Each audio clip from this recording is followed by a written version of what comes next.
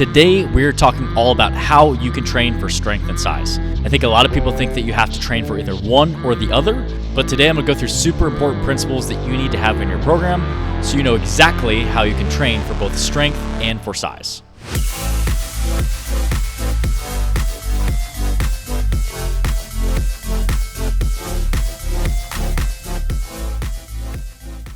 Now, one huge thing that is going to help with building strength and with building size is your nutrition, and specifically the amount of protein that you're having in your diets. If you're not eating enough protein in your diets, all of your training is going to start to add up. You're not going to recover, and you're not going to build strength, and you're not going to build muscle. So make sure that you're structuring enough protein in your diet. I would typically eat anywhere from 0.7 to 1 gram of protein per pound of body weight, and structure around things like lean meats like chicken and fish, beef, even some dairy products, protein bars, protein shakes. And if you're watching this video, more than likely you already take a protein shake.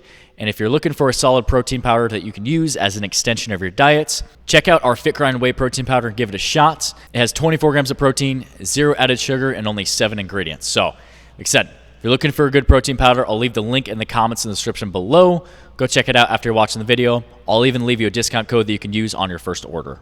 So let's talk about how to structure your program when you're training for strength and size. And one of the most foundational things for both of these categories that you can do to build strength and build muscle is to focus on progressive overload.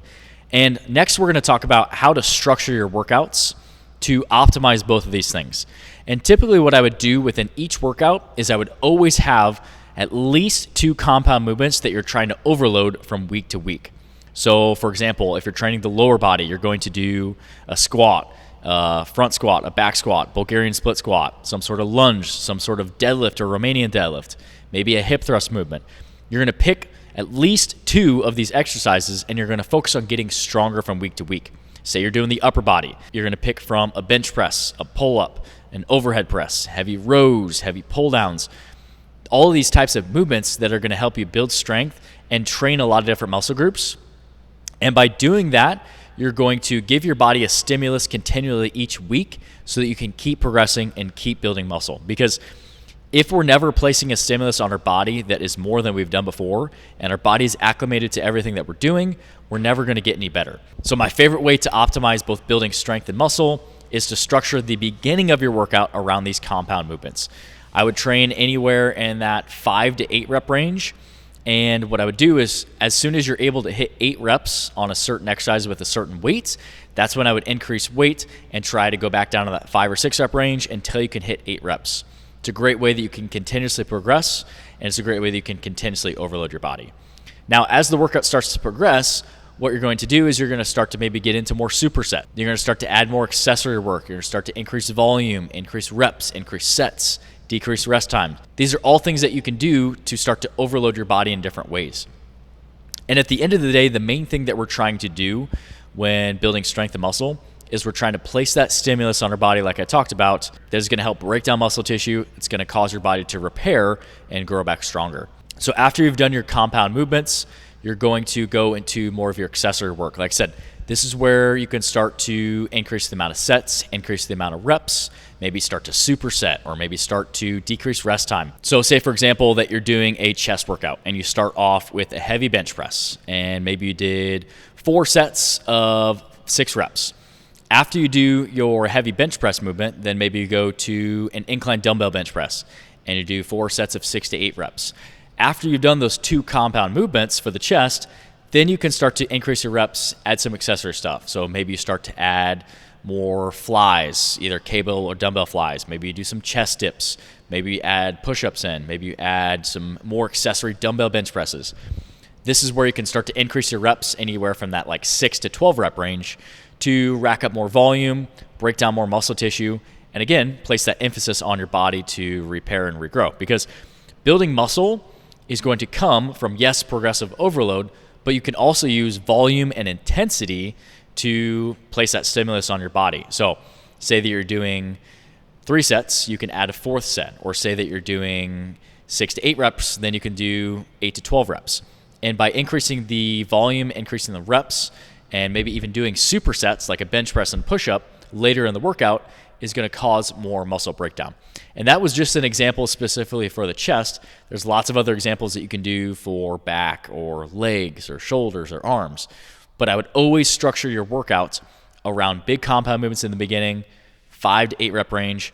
Later, as the workout goes on, I would start to go between that 6 to 12 rep range and aiming more towards that like 8 to 12 and start to get more volume. Another great way, like I talked about, is you can start to decrease your rest time. So this is something where in the beginning of your workout, if you're training for strength, you ideally want to take at least 2 to 3 minutes in between your working sets. That's going to help you optimize your strength, be able to lift as much weight as possible, but going any more than like 3 or 4 minutes, you're going to start to cool down. Going any less than 2 minutes, you're not going to be fully recovered, and it's going to impact your strength.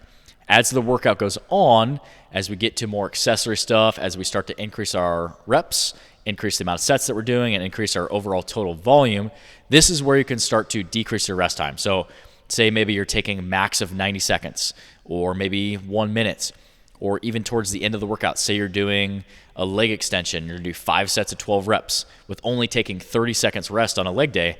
That's going to be very intense. That's going to cause a lot of muscle breakdown, and that's going to place a good stimulus on your body. So the main point that I'm trying to get at here in this video is that within one single workout, you can work on strength and you can work on building muscle and muscle hypertrophy. Those two things can happen in the same workouts. You just want to prioritize your strength workout at the beginning of the workouts, and you want to prioritize your hypertrophy, higher rep, higher volume stuff towards the end of the workouts. By doing both of those things, it's going to allow you to train for both. It's going to allow both of those things to coexist in your program. Now, frequency is also something that we should talk about that is very important for muscle growth. The frequency that works best for muscle growth is going to be training everything twice a week. You can structure this a lot of different ways. You can go with a push-pull leg split. You can go with an upper-lower split. You can go with a chest, back, shoulders, arms, leg split. But it all is going to come down to the amount of days that you're training. So if you're training 4 days a week or 3 days a week, I would typically recommend the upper-lower full or upper-lower split. As you start to increase the amount of time of days that you're working out throughout the week, this is where you can start to get a little more creative with your workouts. You can start to get into push-pull leg splits. You can start to get into chest, back, shoulder, arm, and leg days. That's where you're going to typically need to be able to training in at like 5 to 6 days a week to hit those types of splits. But again, the main thing is that you're trying to train everything twice a week if you're trying to optimize building muscle and building strength. Now, if you're like, Jordan, I can only get to the gym 2 or 3 times a week, that's, like I said, where I would recommend sticking to upper-lower splits or even full body splits to get the amount of frequency that you need to create a stimulus on your body to build muscle and build strength. Now, this is everything that you need to do to build strength and size. Now, I'm currently posting videos every single week to show you how to blend strength and conditioning. So if you're interested in that kind of content and you made this point in the video and you haven't subscribed yet, make sure you hit that subscribe button. And if you have any questions or comments on anything that we covered today, let me know down in the comment section below. I'm a personal trainer day by day, and I love to help people. So just let me know down in the comment section, and I'd be happy to help. Thanks for tuning in, guys. Go check out these videos on the top of the screen here next, and I'll see you guys in the next one.